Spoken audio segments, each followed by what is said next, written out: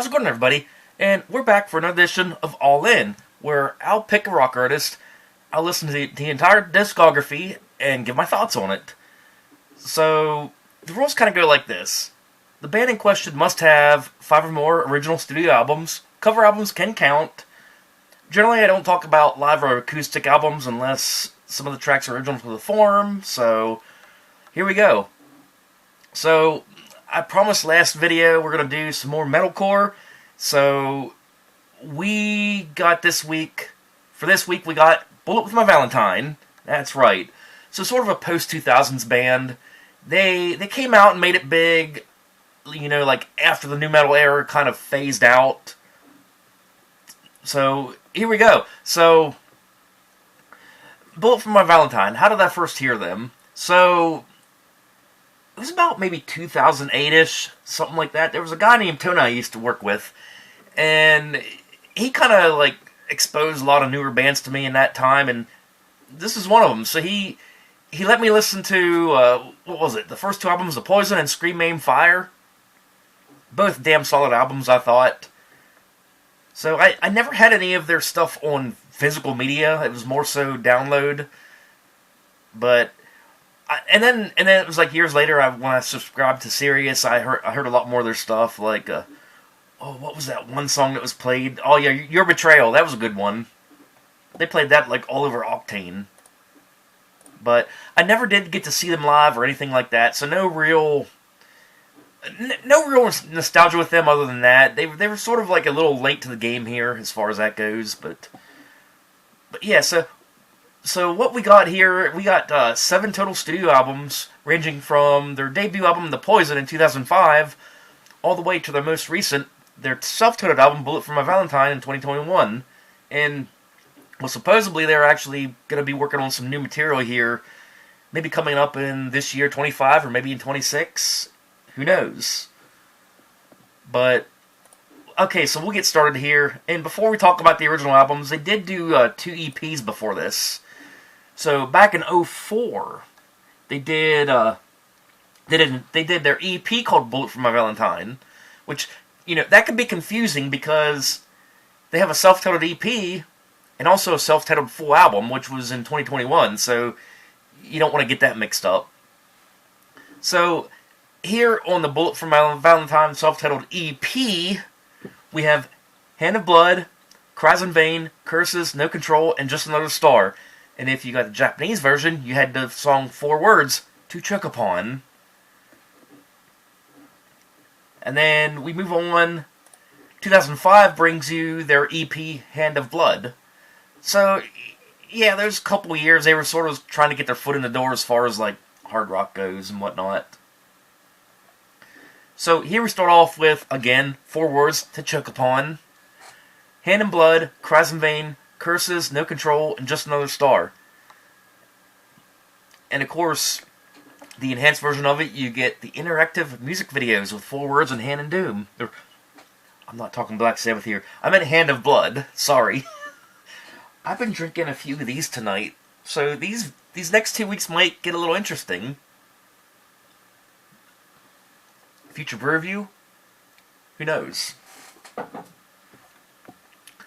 So anyhow, let's get into the meat of this whole deal. I said meat. So, we're going to talk about their first debut full album, The Poison. And like I said, this was one of the first, I believe it was this one and the one after this is what I heard. So here we start off with the intro, and of course, her voice resides. You got 4 words, To Choke Upon. That's right, yeah, that song actually showed up in the first 2 EPs and now lands on this album. You got Tears Don't Fall. Very good tune, very popular. Suffocating Under the Words of Sorrow, What Can I Do? Hit the Floor, All These Things I Hate, Revolve Around Me. Another good one, I love that song. Room 409, The Poison, 10 Years Today. Cries in Vain, Spit You Out, and The End. And all in all, I love the album. Like, I didn't, like, every single track on it just kicked ass. And if you want for the bonus album, they had some damn good bonus cuts here. So here we also have 7 Days, My Fist, Your Mouth, Her Scars. Well, that sounds like an abusive song. And then a real kick-ass cover. They actually covered Welcome Home Sanitarium by Metallica. Love that cover. Awesome as hell. And then before we move on to the next album, I want to give honorable mention to another EP called Rare Cuts. And all it is just like, compilation of, like B-sides and whatnot. And the one track that stands out here would be their cover of Domination by Pantera. Really awesome as hell. And for whatever reason, you could not get this album in the States. It was a Japan-only thing. So, here we go to 2008.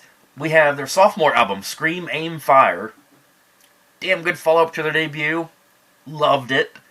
Of course, the title track, kick-ass. Then you got Eye of the Storm. You got Hearts Burst into Fire.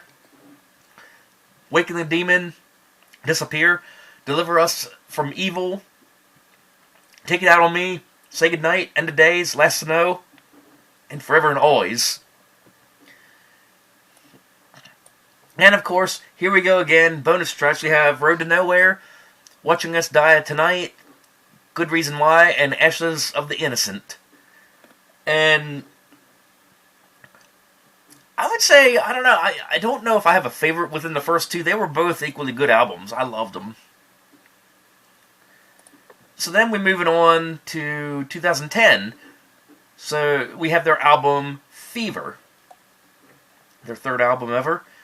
So here what we got is a damn good breakout track, a damn good beginning to the album. We got Your Betrayal. Arguably their most popular track ever.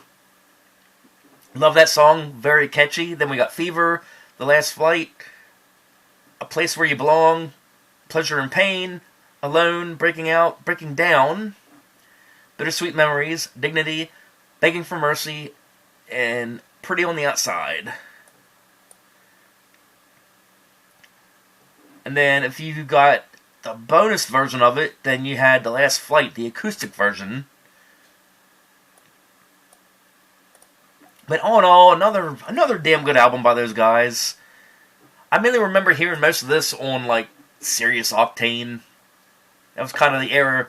Like, Bullet For My Valentine sort of got their popularity in the time I started listening to Sirius. I don't remember really hearing them much on, like, regular radio. But we'll move on to their fourth album in 2013, Temper Temper. Very graphic cover with bloody hands.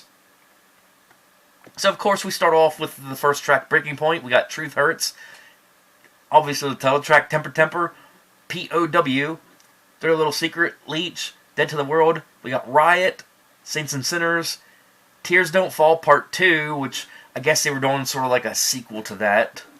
And Living Life, parentheses, on the Edge of a Knife. So then we hit the bonus tracks of the album. We have a song called Not Invincible. Not a bad bonus cut. And then we have sort of a live at BBC Radio 1. No, not what you're thinking, if you're perverted like me. BBC in England. Anyhow, they did a cover of Whole Lotta Rosie by AC/DC. So, as far as this album goes, definitely real heavy. Love it. So now we move on to 2015. They come out with an album called Venom. And so here we have the intro, V, which I guess means 5. And then you have No Way Out, Army of Noise, Worthless, You Want Battle, Here's a War, Broken, Venom, The Harder the Heart, The Harder It Breaks, Skin, Hell or High Water, and Para. And then we go into the bonuses. We have Playing God, Run for Your Life, In Loving Memory, Raising Hell, and they actually did a cover, Motorhead's Ace of Spades. Alright, so now, moving on, we got 2018, we have their album, Gravity. And here we have the breakout, or the opening track, Leap of Faith. We have Over It, Letting You Go, Not Dead Yet, The Very Last Time, Piece of Me, Under Again, Gravity, Coma, not the Guns N' Roses song. Guns N' Roses song Coma is like, 11 minutes long? This is only like 3 minutes long here. You got Don't Need You and Breathe Underwater. How the hell is that possible? You drowned. So then we go on to the bonus tracks, and they did a cover of Radioactive by Imagine Dragons. Imagine that, like, freaking metal cover of that song. Oh, it wasn't bad. I liked it. So then, moving on after that, we have their latest and greatest album, their self-titled album, Bullet For My Valentine. Not to confuse it with the EP that was also self-titled. So, over here we get the song Parasite. We have Knives, My Rivalry, No Happy Ever After, Can't Escape the Waves, Bastards, Rainbow Veins, Shatter, Paralyzed, Death by a Thousand Cuts, and then of course if you go bonuses, you have a song called Stitches. And then in 2022 they released a deluxe version of it with the songs, additionally with the songs Omen, Stitches. Oh yeah, we had Stitches as a bonus track on the Japanese. So we have Omen, Stitches, No More Tears to Cry, Step Out from the Inside, and This Means War. And then, on top of all that, apparently they're working on some new material in 25 to 26. I don't know when they're going to release it. But they did do a one-off single called Halo. Kind of has like a more of a technically sort of bassy sound, I guess. It was... But, I mean, not a bad track, honestly. I mean, I don't know. I think I need to listen to, like, their last 4 albums a little bit more. Like, I really don't have, like, an opinion on the last 4 yet. I mean, they were good. I didn't hate them. But maybe I need to let it sink in a little more. But, like, the first three albums, I mean, especially the first 2, kicked ass. So, I guess, I don't know. I guess I'm just going to rate them as one whole era. I mean, it's 7 albums. So, I don't know. I think my favorite of the whole discography would be Scream, Aim, Fire. I mean, just every track was just solid, just hardcore. Loved it. The Poison, very close second to that. So they definitely backed it up on the second one for sure. Fever, not bad either. As far as my least favorite, I don't know. I'm going to need more time to hear the other 4. I feel like Gravity would be my least favorite because if I had a least favorite rock genre of all time, it would have to be like emo rock. And I feel like Gravity was sort of like more towards that. But then when you go to the Bullet For My Valentine self-titled album, not the EP, they were like really pissed off on that album. Like it was kind of like they came back around full circle to like the first recording. So as far as like more recent albums, I do like their self-titled album the best. If you're talking like, you know, like latter era. But Gravity was just a little more like on the emo side of things. But it's just mere opinion here.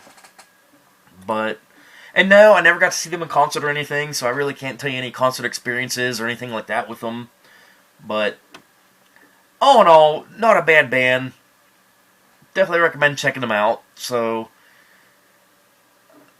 in the next video, we're gonna do something a little bit different. No, it's not going to be a comedy or anything like that. We have done in weeks past. We'll still be in the rock genre, but something we haven't talked about yet was a pop punk band. I'll just let it at that. We'll see you later.